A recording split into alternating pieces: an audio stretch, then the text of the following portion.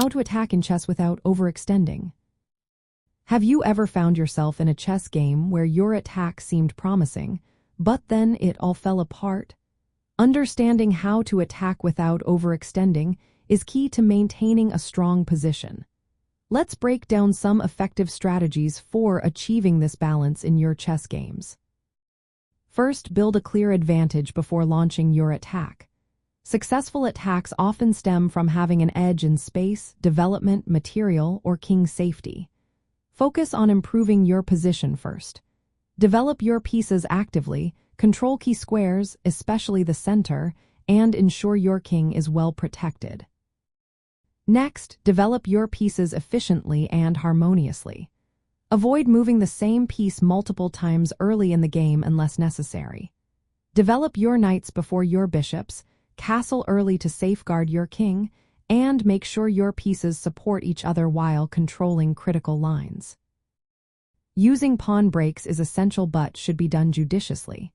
Pawns are the weakest pieces, yet they play a vital role in creating attacking chances. Push your pawns forward to open lines for your major pieces only when it does not leave your position vulnerable. Be cautious not to push too many pawns too quickly, as this can create holes in your structure. Focus on identifying weaknesses in your opponent's position. Look for overextended pawns or poorly defended squares. Target these with your pieces and pawns, but only if your forces are ready to exploit them. If your opponent pushes pawns aggressively on one side, consider attacking the center or the opposite flank where their position may be weaker. Maintaining flexibility is also important. Good attackers keep some pieces ready to switch from offense to defense quickly. This prevents your opponent from taking advantage of any gaps you create while attacking. When it comes to attacking the enemy king, careful preparation is key. Try to weaken your opponent's pawn shield around their king by forcing pawn exchanges or creating weaknesses. Open lines for your heavy pieces to penetrate, but never expose your own king in the process. Avoid making premature sacrifices without clear compensation. Sacrifices can be powerful tools, but only when they lead to a concrete advantage, such as a winning attack or material gain. Reckless sacrifices often result in losing material and position.